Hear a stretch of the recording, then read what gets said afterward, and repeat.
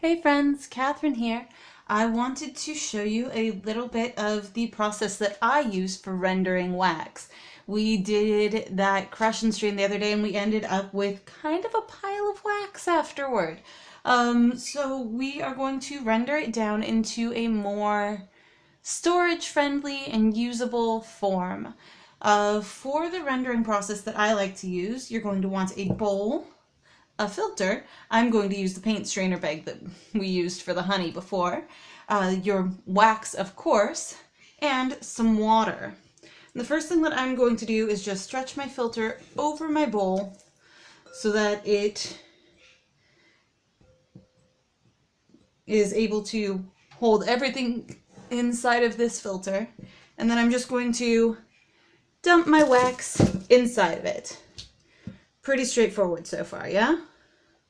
Just kind of get everything out of the bowl. The reason why you want the filter, and you can absolutely do this without the filter, but the reason why you want the filter is because you see this dark wax, there's different colors. You've got light wax and dark wax here. The light wax is pretty much just wax, but the dark wax, this stuff, is stuff that brood has been laid in. So there's all kinds of like spun casings, and they end up being papery and floating in your rendered wax. I've got a little bit of rendered wax right here, and you can see these brown specks. Those are papery spun casings from the larva before they hatch. So the dark wax is just wax that either has dirt or had larva casings in it. And we really don't want that in our finished product of wax. So the filter will allow us to take that all out. So I'm just going to take and tie the bag off, if I can. There we go. Tie the bag off. And then what I'm going to do is fill the bowl with water. I have a kettle of water here. This water was just boiling. I like to start off with hot water, but you don't have to. It's not necessary. I just like to. It is my preference. And I'm going to just fill the bowl with water so that the wax ends up, hopefully, mostly, submerged into it.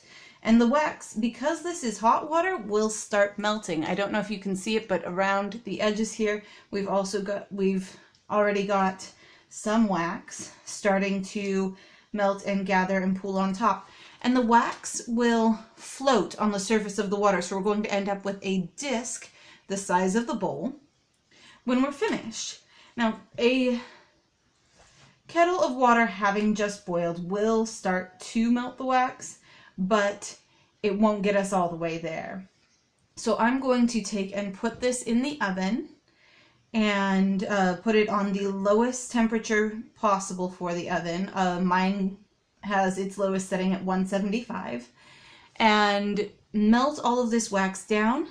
Once all of the wax is melted, I will pull our filter out so that it has caught all of the dirt and bee parts and dead bees and larva casings and everything in it, and only leaves the wax floating on the top of the water.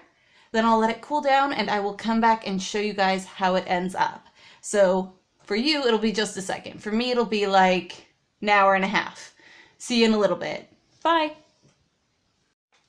All right, the wax has all been melted and I pulled out the filter and I allowed the wax to cool slowly, and it did shrink a little bit as it cooled because wax does. So we are ready to pull it out of the bowl and see what we've got.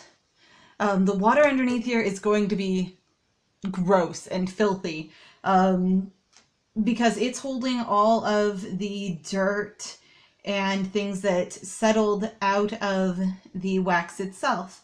And the wax is cleaner for it. But because it shrank, we can press one side down and the other side lifts, and there we have it. A nice round disc of wax. Ooh, that water is gross. And the backside has got a little bit of crumbs on it, but not too bad. I could take a knife or something hard